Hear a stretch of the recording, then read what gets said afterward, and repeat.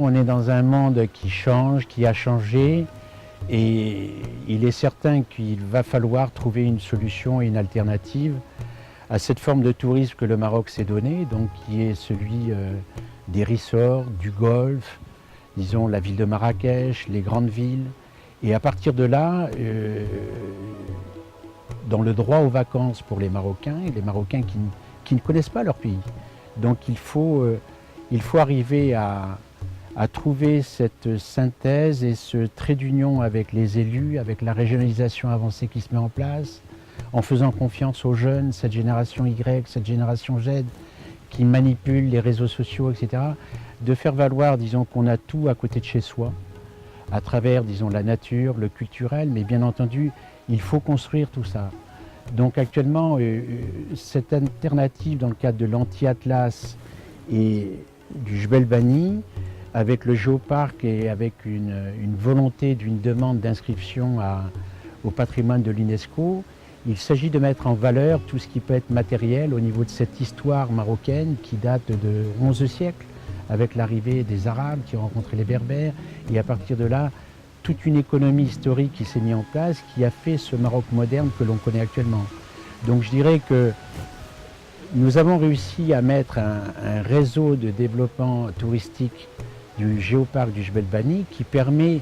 la valorisation actuelle de 149 hébergements classés qui sont pas assez connus, donc c'est des problèmes de promotion. Mais à partir de là, nous nous proposons dans le cadre d'une structure interrégionale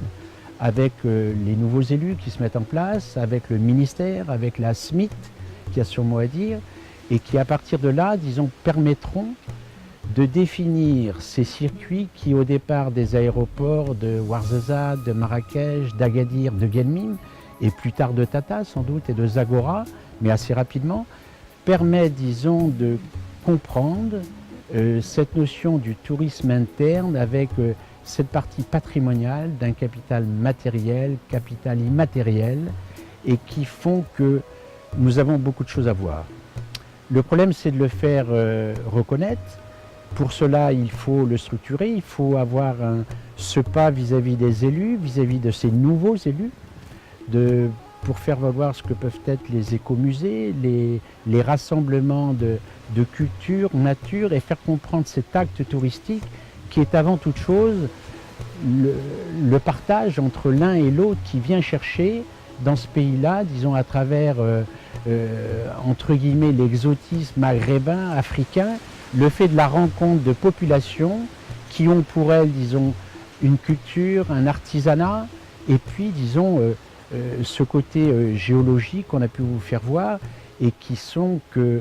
l'anti-Atlas reste le paradis des géologues. C'est le paradis également de la photographie, et à partir de là, je dirais qu'avec les jeunes et dans ce partage, on vous invite à venir nous rencontrer dans cet arrière-pays qui sera le complément d'un tourisme